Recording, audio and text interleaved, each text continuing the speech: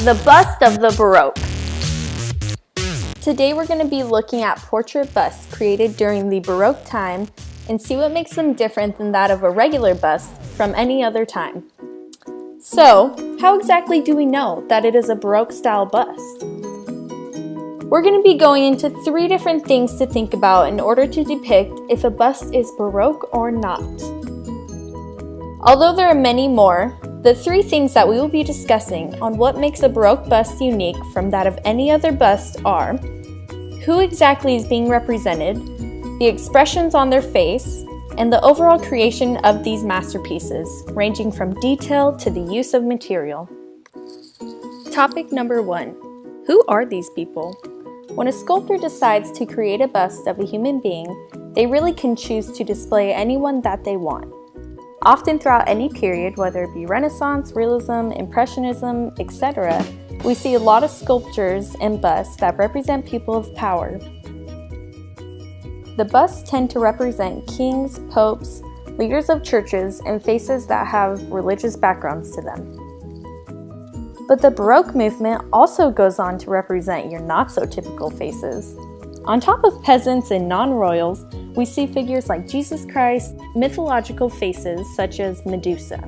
We still can find this in other movements though, so how do we know it's Baroque? Topic number 2. Expressions. Baroque-style busts have expressions on their face unlike any other art movement.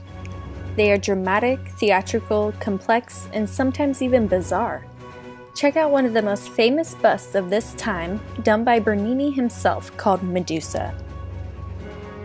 As if her hair of snakes isn't significant enough in expression, we can see a look of concern and worry on her face.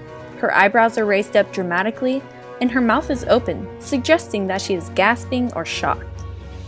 Anima Donata is another example of extreme expression by Bernini. You can almost hear the yell that is coming out of this person's widely open mouth and facial appearance overall.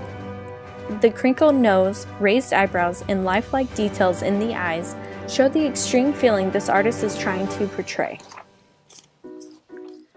Topic number 3. Creation. An immense amount of detail, whether it be in the hair, fabric, or facial expressions, gives off another hint that the bust is from the Baroque movement.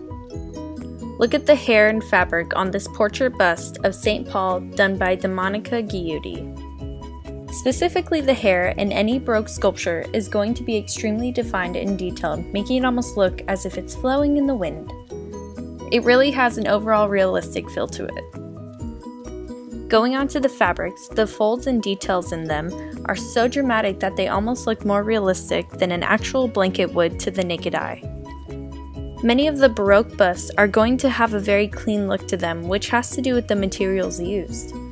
Artists commonly use marble and porcelain, which is why Baroque busts have a shiny appearance and expensive look to them. And this, my friends, are some reasons you can identify a Baroque bust to that of any other bust. The dramatic details and facial expressions on the people show a theatrical and dramatic side to the Baroque movement altogether.